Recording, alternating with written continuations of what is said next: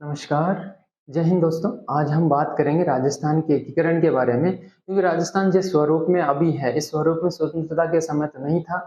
उस समय हम विभिन्न रियासतों में बटे हुए थे और अब उन सब रियासतों को एक साथ लाना बहुत ही कठिन काम था। तो उन सबको किस तरह से इकट्ठा किया गया और वर्तमान स्वरूप के राजस्थान का निर्माण किया गया, उन सब बारे में आज हम चर्चा करेंगे। तो हम देखते हैं कि राजस्थान का एकीकरण शुरू कहाँ से हुआ, राजस्थान शब्द कहाँ से हुआ, कहाँ से आया, और इन सब चीज़ों के बारे में हम आज राजस्थान के एकीकरण के परिचय एक स्टार्टिंग देखते हैं कि कौन-कौन सी प्रॉब्लम हमें फेस करनी पड़ी थी इसको राजस्थान नाम देने में। तो आओ देखते हैं। तो सबसे पहले हम बात करते हैं कि राजस्थान जो शब्द है वो कहाँ से हमें इसका ज़िक्र मिलता है कि इसे राजस्थान नाम दिया जाए। तो सबसे पहले हम बात करते हैं तो सबसे पहले एक यात्री आया था जिसका नाम था George Thomas. George Thomas. George Thomas आया था 1800 में। इन्होंने अपनी पुस्तक के अंदर राजस्थान का नाम लिख रखा है राजपूताना। राजपूताना। सर्वप्रथम राजस्थान के बारे में हमें लिखित में जो चीज मिलती है वो है जॉर्ज थॉमस की बुक 1800 में लिखी थी जिसने, और वो था राजपूताना। ठीक है। इसके बाद दूसरा यात्री आता है जिसका नाम, या हिस्ट्री के पितामह जिसे कहते हैं, colonel Tod. Colonel James Tod. Colonel James Tod. इन्होंने भी अपनी एक पुस्तक लिखी थी। कर्नल जेम्स टोड 1829 में आए थे और इन्होंने अपनी बुक लिखी थी annals and antiquities. Antiquities of Rajasthan. सर्वप्रथम राजस्थान का नाम कर्नल जेम्स टोड ने 1829 में अपनी book annals and antiquities of Rajasthan में राजस्थान के नाम का हमें जिक्र मिलता है। उससे पहले जॉर्ज थॉमस ने राजपूताना नाम दिया था, क्योंकि इसने इस हिसाब से दिया था कि राजाओं का स्थान राजस्थान, इसलिए इसकी जो बुक है एनाल्स एंड एंटीक्विटीज, उसके अंदर राजस्थान नाम हमें सर्वप्रथम देखने को मिलता है। इसके बाद स्वतंत्रता के समय हमारी हालत क्या थी? स्वतंत्रता के समय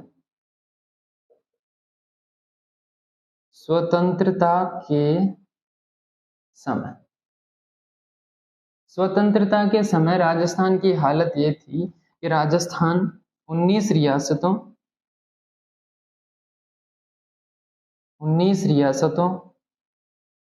3 ठिकानों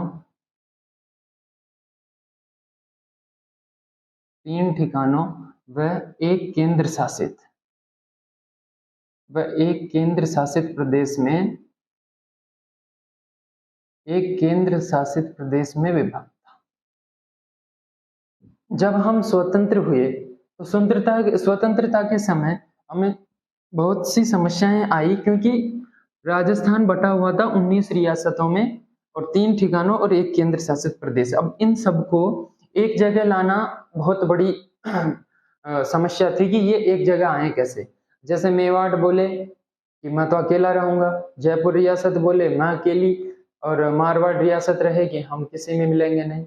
मेवाड़ वाले बोलते हैं कि जो बाकी रियासतें हैं वो मुझ में मिल जाएं। मारवाड़ वाले बोलते हैं कि हमारा नाम चलना चाहिए और बाकी जो भी रियासतें हैं वो हमसे आके मिले।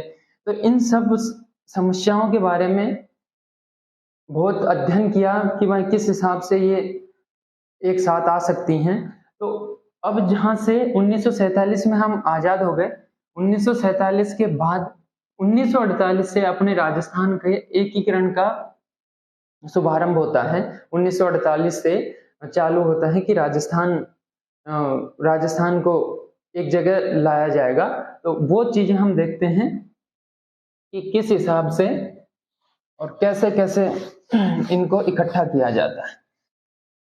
जॉर्ज थॉमस की बुक 1800 में, उसमें राजपूताना नाम लिखा हुआ है। उसके बाद कर्नल टोड, उनकी बुक में राजस्थान का उल्लेख मिलता है हमें। अब राजस्थान बटा हुआ है 19 रियासतों, 3 ठिकानों और 1 केंद्र शासित प्रदेश में। अब इसके बाद 19 रियासतें कौन कौन सी हैं, तो वो देख लेते हैं हम। 19 रियासत, इन रियासतों में राजस्थान बटा हुआ है।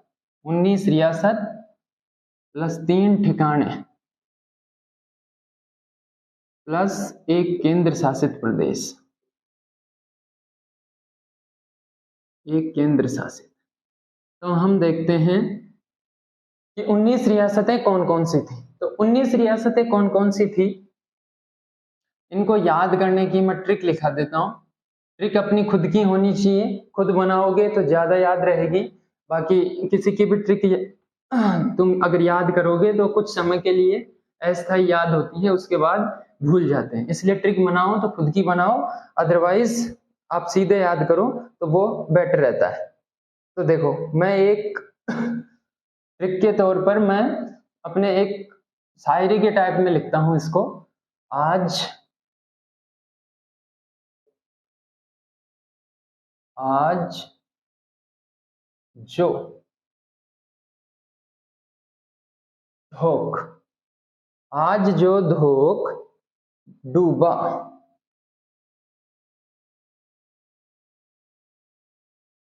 आज आज जो धोख डूबा उस भूल पर, आज जो धोख डूबा उस भूल पर, आज जो धोख डूबा उस भूल पर, मैं बिछा कांटों की सहज कबूल कर, और मैं भीजा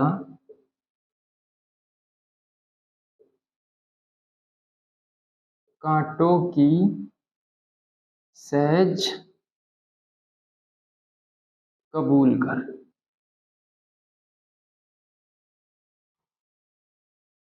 इसको 3-4 बार पढ़ोगे तो ये याद हो जाएगी। एक शायरी टाइप में है ये ट्रिक, लंबी है ट्रिक, लेकिन एक बार याद हो जाएगी तो भूलोगे नहीं। आज जो धोख डूबा, आज जो धोख डूबा उस भूल पर, मैं भीजा कांटों की सहज कबूल कर, मैं भीजा कांटों की सहज कबूल कर। तो ये कौन कौन सी रियासतें हैं देख लेते हैं। ऐसे अलवर, जयपुर, जोधपुर, धौलपुर, करौली, डूंगरपुर, बांसवाड़ा, उदयपुर, सिरोही, भरतपुर, प्रतापगढ़, बीकानेर, झालावाड़, कोटा, टोंक, किशनगढ़,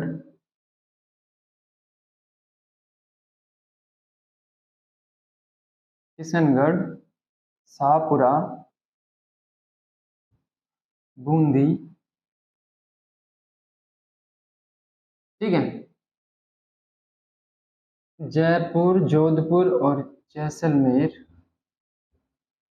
ठीक है, तो ये हो गई अपनी 19 रियासतें। आज जो धोख डूबा, आज जो धोख डूबा उस भूल पर, कोई भूल की धोख नहीं, तो आज वो डूब गया। आज जो धोख डूबा उस भूल पर, मैं भीजा, मैं भीजा कांटों की सहज कबूल कर। ठीक है, तो इसको हम लिख लेते हैं एक बार, आओ। 19 रियासतें कौन कौन सी हैं। पहली अलवर, जयपुर, जोधपुर,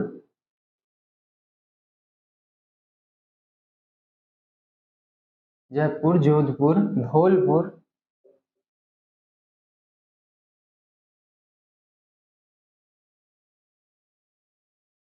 करौली,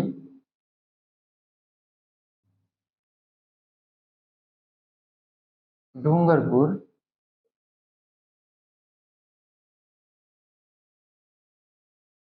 बांसवाड़ा,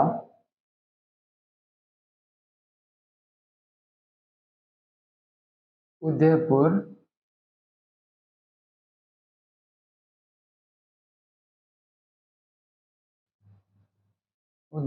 सिरोही,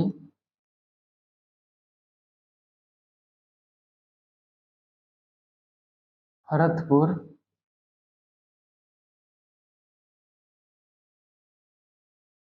प्रतापगढ़,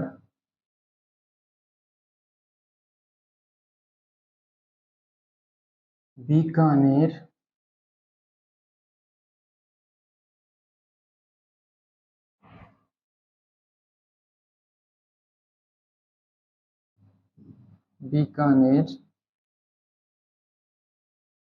झालावाड़, कोटा,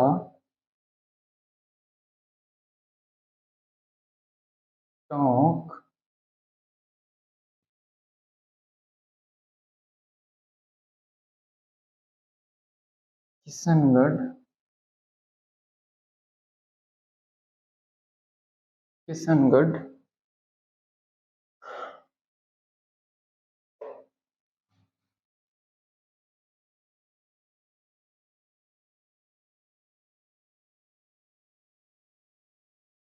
किशनगढ़,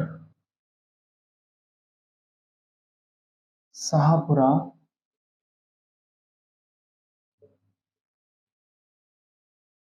बूंदी।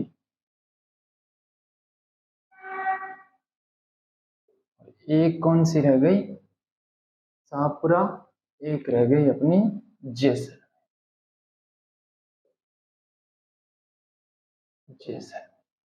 ये अपनी 19 रियासतें थी जो अपन ने ट्रिक से देख ली हैं। आज ट्रिक हमने देखी। आज जो धोख डूबा उस भूल पर, मैं भीजा कांटों की सहज कबूल कर। मैं भीजा कांटों की सहज कबूल कर।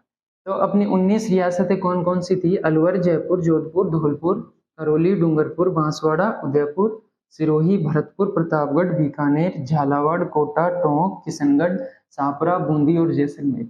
ये अपनी 19 रियासतें हो गई। ठीक है, इसके बाद हम देखते हैं कि 3 ठिकाने कौन कौन से रह गए थे। ये अपनी रियासतें।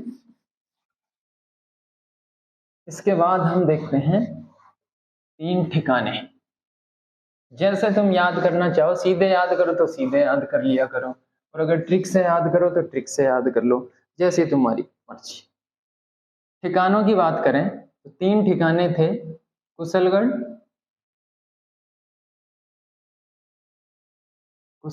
बांसवाड़ा। दूसरा नीमराना, अलवर। और तीसरे की बात करें लावा, टोंक। ये थे 3 ठिकाने। कुशलगढ़, बांसवाड़ा, नीमराना, अलवर, लावा और टोंक। और अगर केंद्र शासित प्रदेश की बात करें तो अजमेर, मेरवाड़ा केंद्र शासित प्रदेश था। ठीक है, तो ये थे अपने 3 ठिकाने। इसके बाद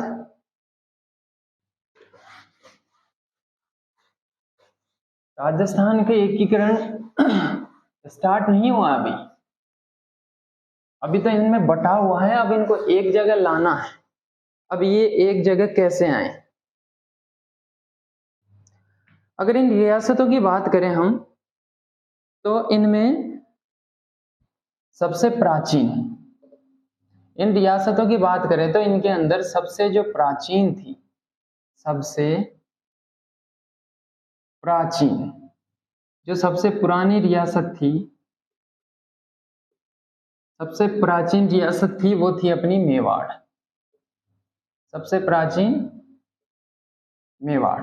ठीक है, और अगर सबसे नवीनतम की बात करें तो सबसे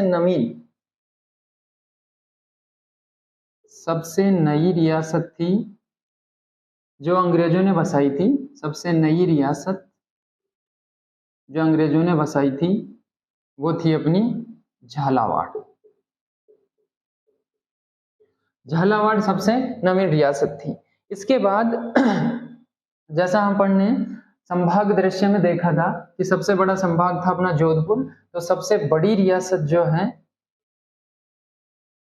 सबसे बड़ी रियासत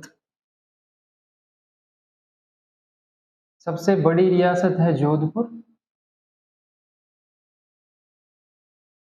मारवाड़ मारवाड़, ठीक है। जोधपुर रियासत सबसे बड़ी है। और सबसे छोटी रियासत की बात करें, सबसे छोटी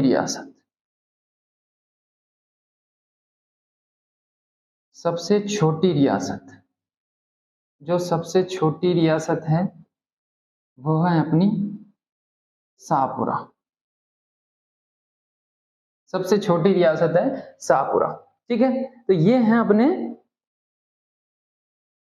अपने एकीकरण से पहले और स्वतंत्रता के समय राजस्थान की यह हालत है कि राजस्थान 19 रियासतों, 3 ठिकानों और एक केंद्र शासित प्रदेश में बटा हुआ है। सबसे प्राचीन रियासत है मेवाड़, सबसे नई रियासत है झालावाड़ जो अंग्रेजों ने बसाई, सबसे बड़ी रियासत है जोधपुर और सबसे छोटी जो रियासत है वो है अपनी शाहपुरा, ठीक है।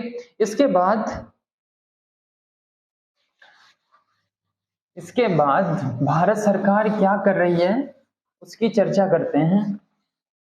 अब ये वैसे तो आएंगे नहीं क्योंकि स्वतंत्र रहना सबको पसंद है। भारत सरकार क्या नियम बना रही है और यह कह सकते हैं अपन कि भारत सरकार एक परिषद बनाती है जिसका नाम है अखिल भारतीय देशी राज्य लोक परिषद। अखिल भारतीय राज्य लोक परिषद बनाती है, जिसके अंदर वो कहती है कि जिस स्टेट की या मतलब जिस रियासत की जनसंख्या 20 लाख से कम और जिसकी आय 50 लाख से कम हो उनको आसपास के बड़े राज्यों में मिला लिया जाए। तो भारत सरकार अखिल भारतीय देशी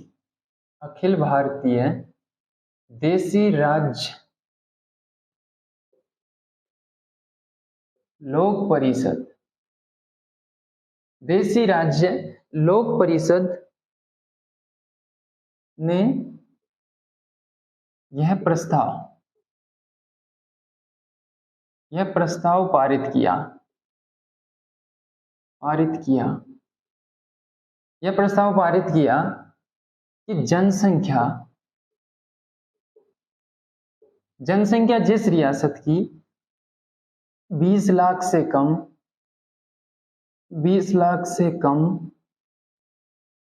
और आय इनकम 50 लाख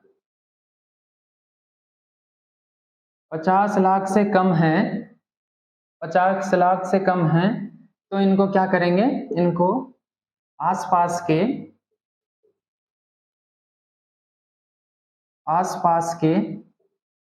बड़े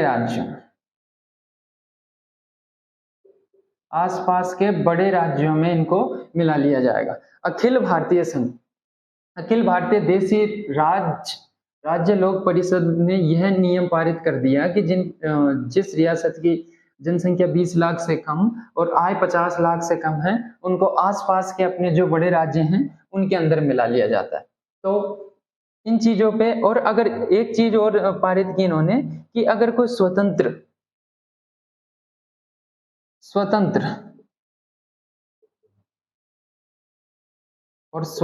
अस्तित्व रखना चाहता हो, मतलब कोई रियासत अगर स्वतंत्र रहना चाहती है, स्वतंत्र अस्तित्व रखना चाहता हो तो उसका कम से कम तो उसकी स्वतंत्र अस्तित्व रखना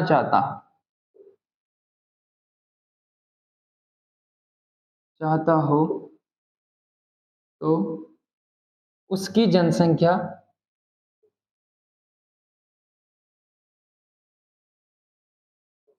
उसकी जनसंख्या कम से कम 10 लाख, 10 लाख, कम से कम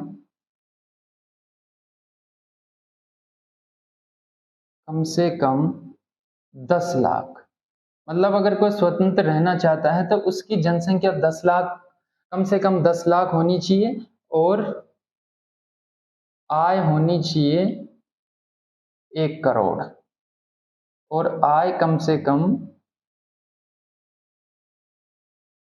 1 करोड़ आय होनी चाहिए उसकी, तभी वो स्वतंत्र रह सकता है, नहीं तो उसे आसपास के बड़े राज्यों में मिला लिया जाएगा। अखिल भारतीय देशी राज्य लोक परिषद ने यह प्रस्ताव पारित किया कि जिसकी जनसंख्या 20 लाख से कम और आय 50 लाख से कम है तो उसको आसपास का जो बड़ा राज्य होगा उसके अंदर मिला लिया जाए। यह नियम सेंटर से पारित हो गया। अब कोई क्योंकि ये भी तो था कि हम तो स्वतंत्र रहेंगे, ना हम इसमें मिलेंगे ना उसमें मिलेंगे। अगर कोई अपना स्वतंत्र अस्तित्व रखना चाहता है, अलग देश बनाना चाहता है, तो उसका भी क्राइटेरिया इन्होंने दिया कि उसकी कम से कम 10 लाख जनसंख्या और 1 करोड़ उसकी वार्षिक आय होनी चाहिए। ठीक है, ये स्वतंत्र उसके लिए रख दिया। अब क्या इन चीजों को मानेंगे? ये भी बड़ी मुसीबत है। इसके लिए क्या किया जाए? इन चीजों को मनाने के लिए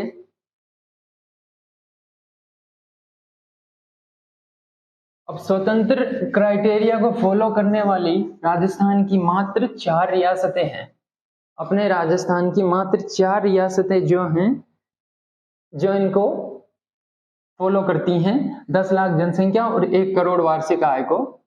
मात्र 4 रियासत, राजस्थान की मात्र 4 रियासत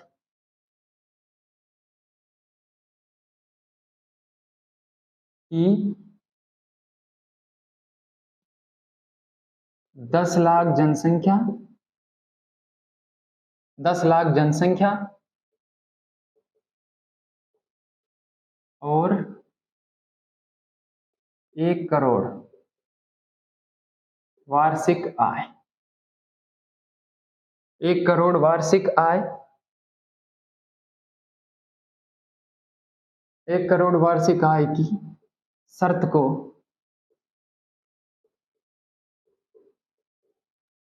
पूरा करती है। जिसमें से कौन कौन सी हैं? अपनी जयपुर, दूसरी जोधपुर,